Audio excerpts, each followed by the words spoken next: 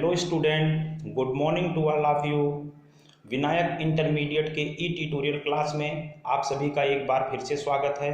मैं डॉक्टर सीमेन विक्रम सिंह आज आप लोगों को कबड्डी के मैदान में जो मार्किंग हुई रहती है उस मार्किंग के बारे में जानेंगे कि किस लाइन का क्या प्रयोग है, कैसे प्रयोग किया जाता है। सबसे पहले हम देख रहे हैं कि जो हमारा ये मैदान है जो कि सीनियर बॉयज़ के लिए बनाया गया है, जिसकी लंबाई 13 मीटर है और चौड़ाई 10 मीटर है। जब कबड्डी खेल की शुरुआत होती है तो सबसे पहले रेफरी आता है और वह जो है दोनों कप्तानों के बीच में टॉस कराता है। टॉस जीतने वाला खिलाड़ी यह निश्चित करता है कि वह पहले रेड डालेगा या फिर जो है मैदान चुनेगा। कबड्डी खेल में कबड्डी बोलते हुए जो खिलाड़ी जाता है उसी को रेड डालना बोलते हैं। तो जब रेड डाली जाती है तो चूंकि हम देख रहे हैं सेंटर लाइन जो है ये मैदान को दो बराबर भागों में बांट रही है। रेड डालते समय हमेशा रेडर अपने पाले से कबड्डी बोलना शुरू करता है और वापस आकर के अपने ही पाले में कबड्डी बोलना खत्म करता है। हम मैदान में देख रहे हैं कि सेंटर लाइन से कुछ दूरी पर एक लाइन बनाई गई है जिसे कि बक लाइन कहते हैं। तो जब रेडर रेड डालते हुए जाएगा तो उसको या तो इस बक लाइन को पार करके आना पड़ेगा या फिर किसी खिलाड़ी को टच करके आना पड़ेगा।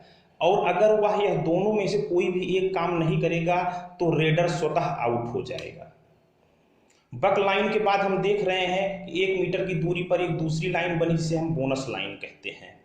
तो जब रेडर रेड डालते हुए आता है और अगर वह बोनस लाइन को पार करके सुरक्षित अपने पाले में पहुंच जाता है तो उसे बोनस का एक अतिरिक्त अंक दिया जाता है। लेकिन बोनस का यह अंक उसे तभी मिलेगा जबकि विपक्षी टीम में खिलाड़ियों की संख्या 6 अथवा 7 हो। अगर 6 से कम खिलाड़ी हैं तो बोनस लाइन को पार करने के बावजूद भी उसे बोनस का कोई अंक नहीं दिया जाएगा। इसके बाद हम देख रहे हैं कि हमारी इंड लाइन है।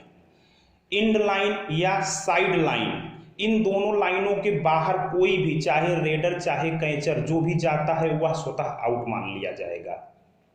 हम देख रहे हैं कि साइड लाइन के दोनों तरफ 1 मीटर चौड़ी एक लॉबी बनी हुई है। इस लॉबी में रेडर या कैचर किसी का भी जाना पूरी तरीके से प्रतिबंधित होता है। अब सवाल उठता है कि जब लॉबी में न तो रेडर जा सकता है न कैचर जा सकता है तो इस लॉबी को बनाने की जरूरत ही क्या थी। तो बच्चों, इस लॉबी का प्रयोग रेडर या कैचर उस स्थिति में ही कर सकते हैं जबकि रेडर और कैचर दोनों के बीच में संघर्ष हो रहा हो या संघर्ष हो चुका हो।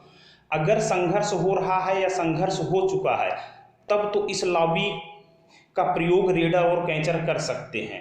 लेकिन अगर कोई संघर्ष नहीं हुआ है तो इस लॉबी में रेडर या कैचर जो भी जाएगा वो स्वतः आउट मान लिया जाएगा।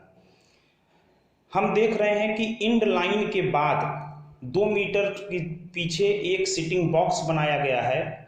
इस बॉक्स का यही काम होता है कि जब कोई खिलाड़ी इस टीम का आउट होगा तो वह अपने पीछे बने सिटिंग बॉक्स में जा करके क्रमशः बैठेगा और जब विपक्षी टीम का कोई खिलाड़ी आउट होगा तो ये क्रम से ही जो है अपने मैदान में एक एक करके आते रहेंगे, जिस तरह से जो है खिलाड़ी विपक्षी टीम के आउट होते रहेंगे। तो ये जो है बच्चों, आज हम लोगों ने कबड्डी खेल के मैदान में विभिन्न प्रकार की लाइनों के प्रयोग के बारे में जाना। इसके बाद नेक्स्ट लेक्चर में हम लोग कबड्डी से संबंधित कुछ और महत्वपूर्ण जानकारियां शेयर करेंगे। धन्यवाद।